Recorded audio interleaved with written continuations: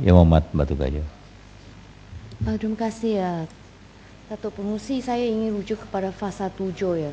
Saya telah mendengar dengan teliti jawapan yang Berhormat Menteri berkenaan mereka yang boleh dilantik ya sebagai ahli jawatan kuasa rukun tetangga. Tapi saya memohon ya agar yang Berhormat Kementerian yang Berhormat Menteri ya boleh meneliti semula ya di mana memberi ruangan yang terlalu luas ya di bawah fasa 7, di mana orang lain sebagaimana yang diluluskan oleh pengarah ya boleh juga dilantik untuk menjadi ahli jawatan kuasa. Yang Berhormat Menteri memberi penerangan dengan teliti tadi bahawa orang yang mempunyai kepentingan dalam kawasan itu merangkumi mereka yang mempunyai harta atau yang mereka yang bekerja 12 jam di kawasan tersebut. Tapi cabang yang seterusnya itu orang lain sebagaimana yang diluluskan oleh pengarah itu adalah terlalu luas.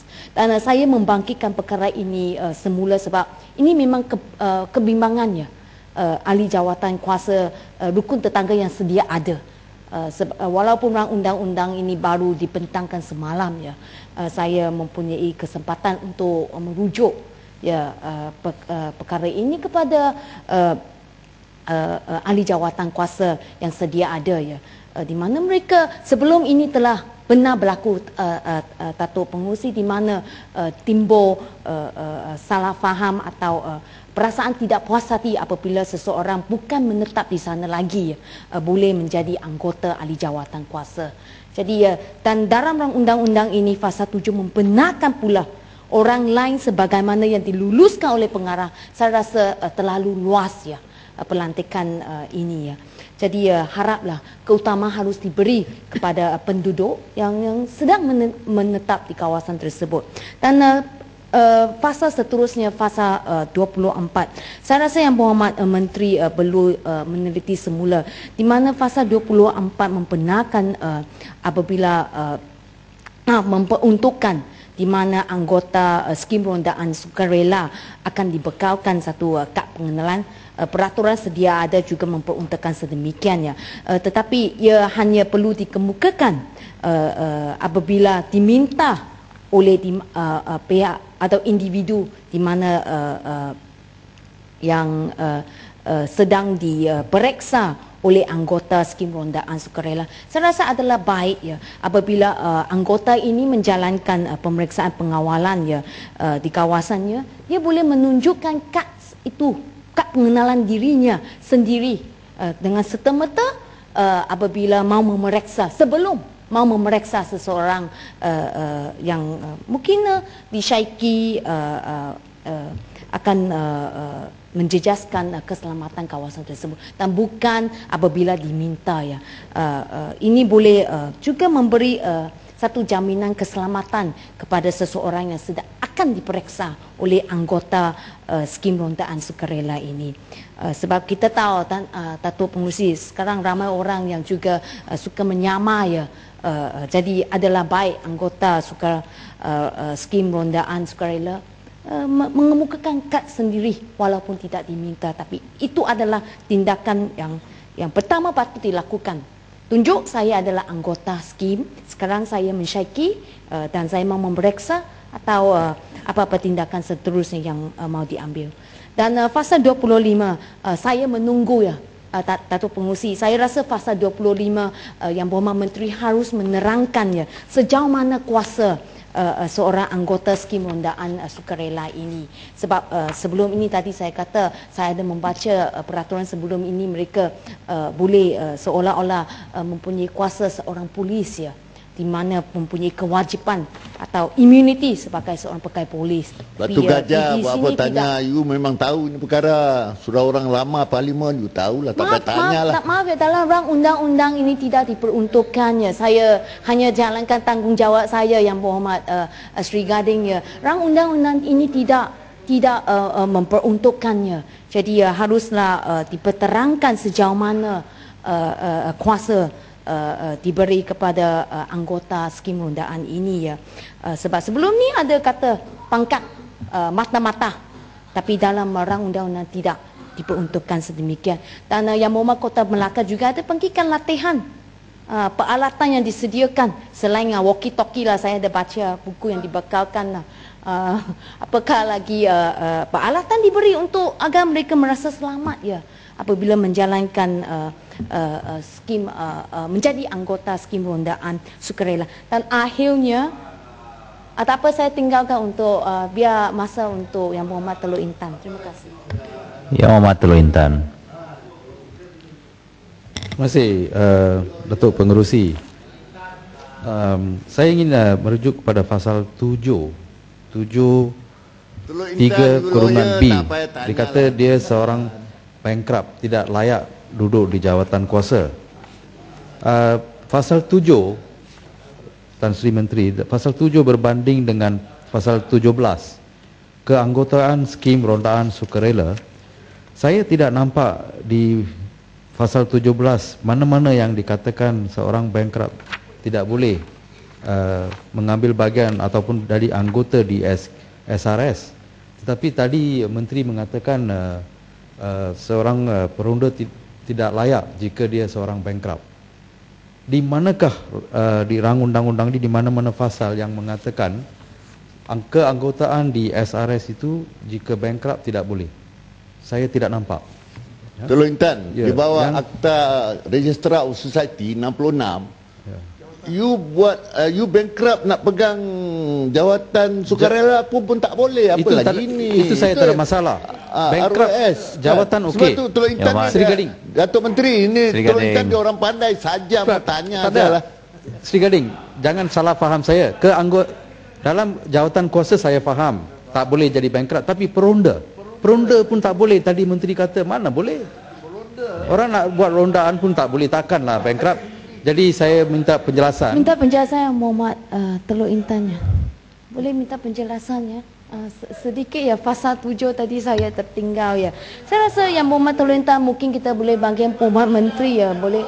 Sri Gading.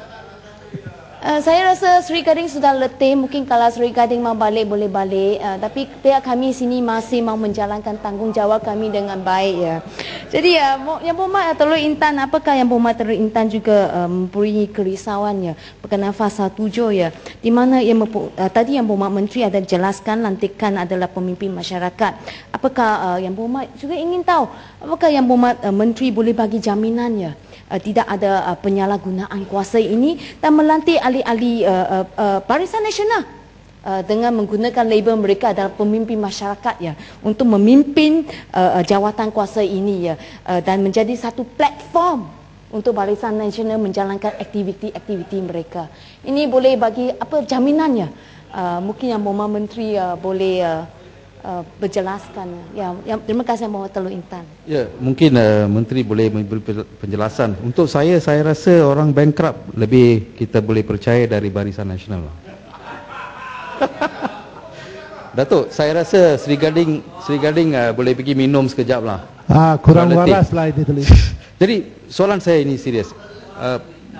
Tidak ada pasal yang mengatakan peronda tak boleh jika bankrupt tak boleh jadi anggota. Tidak ada. Hanya jawatan kuasa. Dan seterusnya saya nak tanya juga, adakah jika seorang bankrupt, bolehkah dia minta izin dari official assignee jika dia nak jadi duduk dalam jawatan kuasa? Sebab dalam kes-kes lain, seorang bankrupt boleh minta kebenaran atau consent dari official assignee untuk membawa tindakan di mahkamah, untuk pergi ke luar negara dan sebagainya. Jadi adakah ruang atau longgaran di sini? Saya tak nampak. Dan ini waras Sri Gading. Seterusnya pasal 19 ini saya pun tidak berpuas hati sebab ia untuk seorang sukarelawan, dia nak tampil ke hadapan sukarela untuk membantu masyarakat menjadi anggota peronda, tetapi 19 mengatakan jika dia buat apa-apa kesalahan boleh didenda dan dipenjara. Adakah klausa ini sebagai seolah-olah satu kontrak, dia akan diberitahu bahawa jika dapati salah boleh dipenjarakan? Sebab ini sukarela. Ini tidak menggalakkan orang ramai masyarakat untuk mengambil bahagian dalam ini secara sukarela. Jadi bila bagi Coba bentar Yang Berhormat. Tuan Yang Dipertua, yang sebentar, mengenai perkara tadi. Yang Berhormat Menteri. Yang Menteri sebentar. Ya, Rasal. Selepas itu Menteri menjawab. Terima kasih pengurusi. Saya ada 3 fasa saya nak bangkitkan. Yang pertamanya ialah fasa 7. Ini saya rasa fasa ini memberikan kuasa yang terlalu besar kepada pengarah untuk melantik dan menubuhkan jawatan kuasa kawasan rukun tetangga dan ahli jawatan kuasanya. Saya nak tanya, apakah kalau ada anggota-anggota di kawasan tersebut yang mereka secara sukarela, secara proaktif mereka nak tubuhkan jawatan kuasa rukun tetangga ini di sesuatu kawasan, apakah syarat, kalau mereka memenuhi syarat, apakah pengarah ini ada kuasa untuk menolak atas budi bicaranya? Saya tanya soalan ini kerana saya ada pengalaman di kawasan saya, di Parlimen Rasa.